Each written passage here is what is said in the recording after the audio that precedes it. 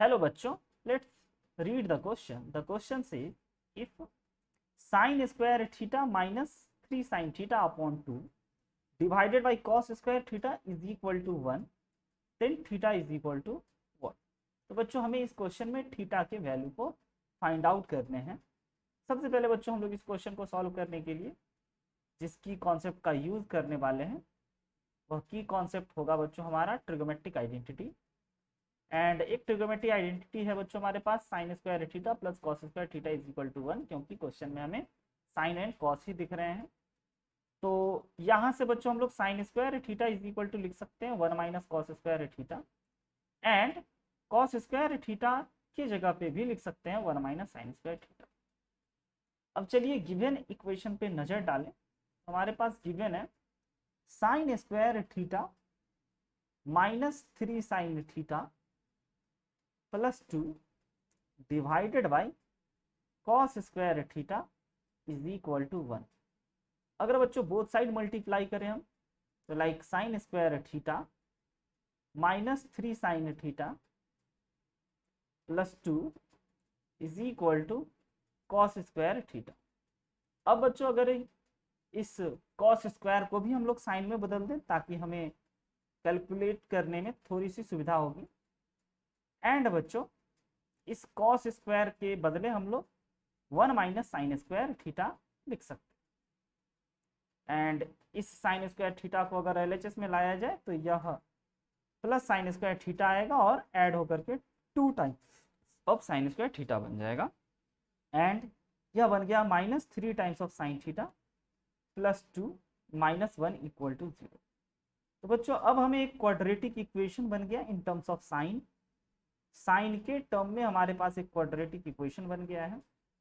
तो सबसे पहले हम ये देख लेते हैं कि इसको फैक्टराइज किया जा सकता है या फिर नहीं। तो हमें ऐसे फैक्टराइज करने के लिए मिडिल टर्म स्प्लिट का सहारा लेना चाहिए। ऐसे दो नंबर सोचने चाहिए जिसको मल्टीप्लाई करने पे 2 आए और उन्हीं दोनों नंबर को ऐड करने पे 3 आए। तो यस बच्चों 2 और 1। तो अगर इसको हम लोग फैक्टराइज करें तो हम लोग माइनस 3 साइन थीटा की जगह पे लिख सकते हैं minus 2 sine theta and minus sine theta plus 1 is equal to 0।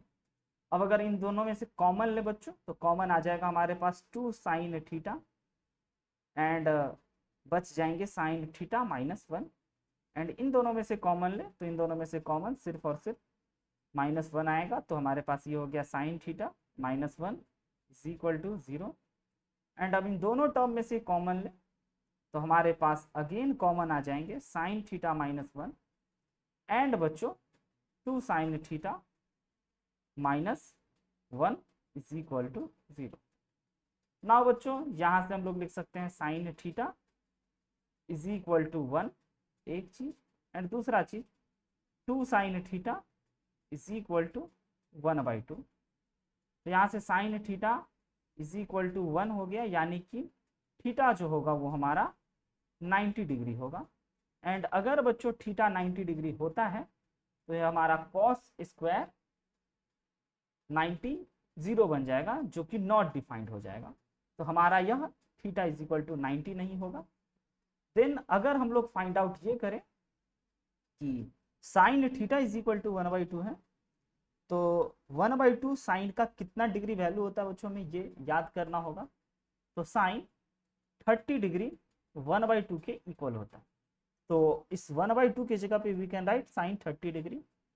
Now अगर कंपेयर करें बच्चों तो theta is equal to 30 degree हमारे को आ जाते हैं और हमें यही थीटा निकालना था, theta 30 degree. The final answer is theta is equal to 30 degree. I hope you understood it very well.